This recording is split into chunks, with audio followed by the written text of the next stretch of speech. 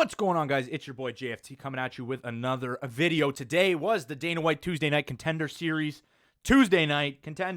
So we're going to do the results first. So the first 2 minutes, 3 minutes of this video is going to be just direct results from the card. And then I want to drop a couple opinions on the card.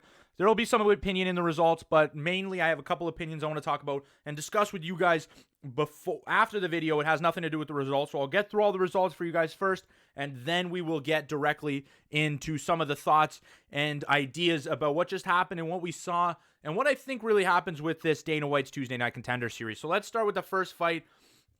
Billy Quarantillo takes on Kumela Kirk. Gets taken down early in the fight.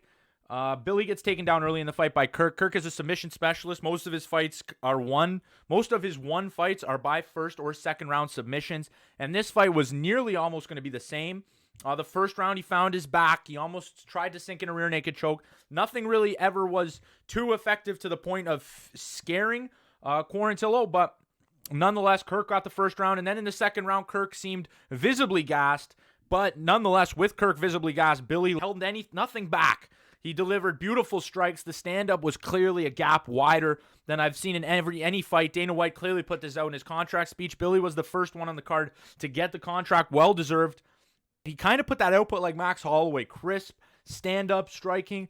Only thing was his opponent did not come out that well in the second round, so there's some question marks there if they put him against some UFC-level competition. Is he going to be taken down? Is he going to be held there? And if he's fighting an opponent that doesn't really gas out as bad as Kirk did, what's the result going to be like? What's the result going to change? What's it going to look like in that instance? But nonetheless, Billy definitely deserved a contract. He could fight on the prelims easily.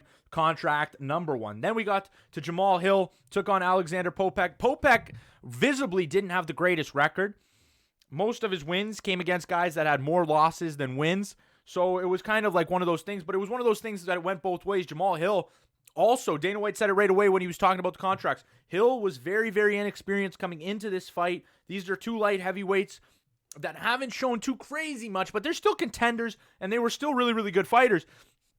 Jamal came in the first round. He worked his body kicks very, very well, but most of the striking was kind of even, split down a little bit of the middle. You could probably say Hill got the edge in most of the striking. So he won the first round, but in the second round, he came out like an experienced guy. He came out like he didn't just fight 6 times. He came out like he fought way more than that. Through the body kicks were mean. They made him wince at least 3 times during the fight. And then Jamal Hill even worked in the body shots, the knees to the body, the clinch. Hill put on one of the best performances of the night per round, by round scoring in that second round of the fight, and by 4 minutes and 25 seconds, he was able to get the stop. Elbows from mount. You need the body first, and then he just gave elbows from the mount and picked up a win. Second round stoppage, so we got 2 stoppages kind of later on in the fights, both entertaining fights, to say the least. Both guys got contracts. Then we get to what Dana White called, and what I would agree on, is one of the most awkward fights I've witnessed.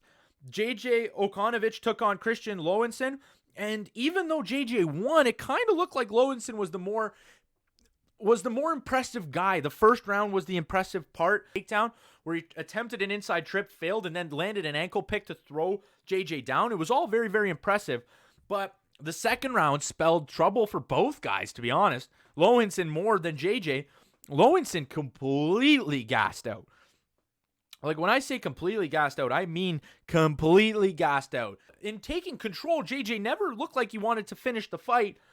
JJ would land 1 clean shot, 2 clean shots. He'd get Christian to smile, and then he would just back away and let Lowenson recover a bit, recuperate a little bit.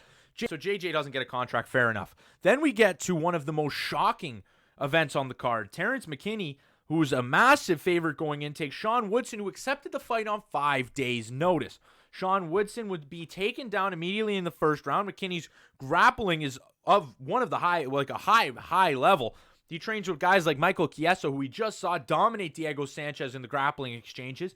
So Terrence McKinney got him to the ground and then just took his back and really did nothing with that position. Got a couple neck cranks, but nothing ever really came of it. Sean survives to the end of the round, and in the second round, a little bit of the same with McKinney shooting takedowns, but the success rate dropped. Terrence looked a little more frustrated. It was a little hard for him to land a takedown, and it became a little bit repetitive of what he was trying to do. No real striking, just ducking the head and shooting a takedown. Sean took advantage of this beautifully, and he just landed one of the cleanest flying knees. That's one of the second best flying knees I've seen, and they've both happened in the last 2 weeks. And with this fight, he was facing adversity. 5 days notice, Dana loves it, earns a UFC contract. Now, this was the one that I was really split on.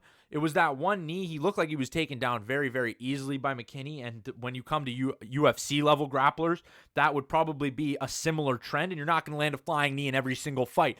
So I was a little split on this one. But if I'm Dana, I'm signing all the guys that perform just well enough. Like if you're split, sign them. Why not? You can throw them on a prelim, and then you have the fact that they were on your contender series. You just gave them all this promotion. Sean has a great story, and you have that boosted popularity for the guys going into prelim fights where basically you have guys nobody's ever heard of.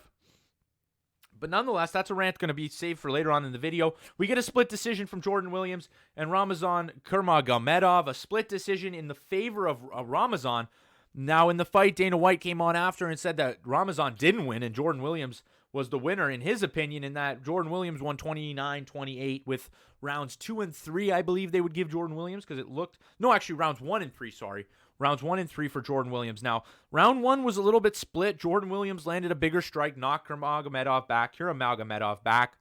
Nurmagomedov's experience comes from the PFL. He fought on the PFL in 2017, got a win there.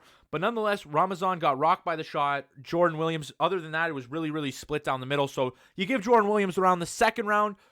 Ramazan just looked a little quicker to the shots, landed more, didn't really get hit with anything too powerful. Still, Jordan was landing, but Jordan's chin really kept him up going in this fight. And then in the third round, where I think we're going to get a lot of disagreements, Dana White didn't think that Ramazan won, but the judges did. Ramazan landed a couple different things. He landed a head kick here and there. He landed 2 head kicks, one where he lost position. Jordan Williams landed a takedown in the round. The strikes were about even. Ramazan landed more. Williams landed more powerful strikes. The big thing for me is Ramazan was coming up from welterweight. So he's coming up from welterweight. He's giving up that weight, even though obviously he's going to perform better because he doesn't have the weight cut. But he's going up in weight. So I'm just imagining what Ramazan could do at welterweight compared to these guys. If he just picked up a win over a game Jordan Williams, strong chin, ate a lot of strikes that would have put a lot of guys away. Imagine what he could do at welterweight down there with the 15 pounds down. He's going to be fighting presumably less efficient guys, and where Ramazan would have bigger advantages. But Dana White didn't like what he saw. Dana White didn't give him a contract. I disagreed with that move. And that brings us to the opinion part. And the opinion part I'm going to keep quick because I don't want to go too far over in this video of the 10-minute mark. But what is the UFC doing, and what is Bellator and ONE and all LFA? What are they all doing? My question here is not really LFA, because LFA kind of promotes himself under the UFC. They're like the UFC proving ground. But nonetheless, Bellator and ONE FC, you're competing with these guys, and you just saw a main event go down with 2 fantastic fighters, 2 guys that both deserve contracts. To a lot of people's opinions would be those guys both deserve contracts. Why is Bellator not sliding in and signing these guys? PFL just got Loughnane. I don't know how much the Brendan Loughnane. I don't know how much Brandon got paid for that from the PFL. He probably got more than Bellator was willing to offer, but that's publicity that you could get so well. Like this Ramazan guy has the potential to be a 10 out of 10 fighter, an undefeated guy at the moment, and could stay undefeated even in Bellator if you give him guys 6-0, 7-1, like he just did against Jordan Williams, especially at welterweight, where I'm just sitting and thinking the UFC must have behind the scenes stuff where they go up. I've guaranteed on my Twitter, and I believe it to my core, the UFC went up to both those guys and said, you get one more fight, win. One more fight, you win, you're coming to the UFC. If somebody falls out, you're coming to the UFC right away. No fights required.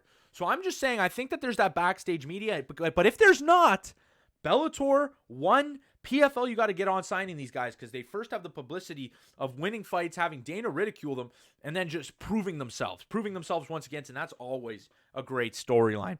But nonetheless, that wraps up PFL results video. If you guys enjoyed, remember to smash that like button and drop your comments of your opinions about the PFL show in that comment section below. Make sure you subscribe. Chill with us for all of it, and that would do it for me. Peace out, guys.